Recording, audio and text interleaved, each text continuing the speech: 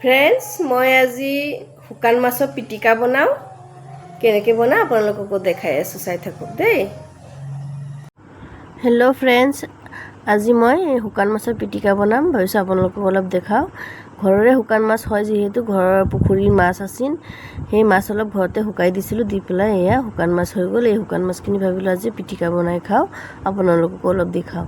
পিটিকাখিনি বনাওঁ, আপোনালোকক দেখাই আছোঁ। শুকান মাছ ভাজা হৈ গ'ল এইফালে, আৰু কেঁচা জলকীয়া আৰু নহৰু এই গোটেইখিনি ধুনীয়াকৈ ভাজি ল'ম।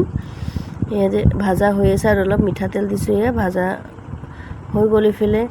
আৰু শুকান মাছখিনি মিক্সাৰতে মাৰি ল'ম। এয়া চাওক, মিক্সাৰত দি দিলোঁ, আৰু এইফালে ভাজা এইখিনিও মিক্সাৰতে দি দিম।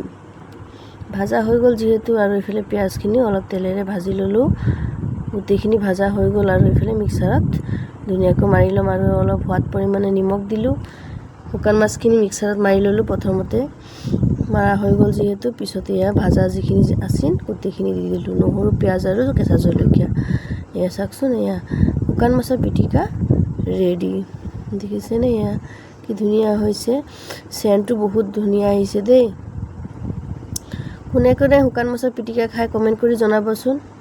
এয়া চাওক, বহুতখিনি হৈ গৈছে। কাৰোবাক লাগে যদি আহিব শুকান মাছৰ পিটিকা খাবৰ কাৰণে।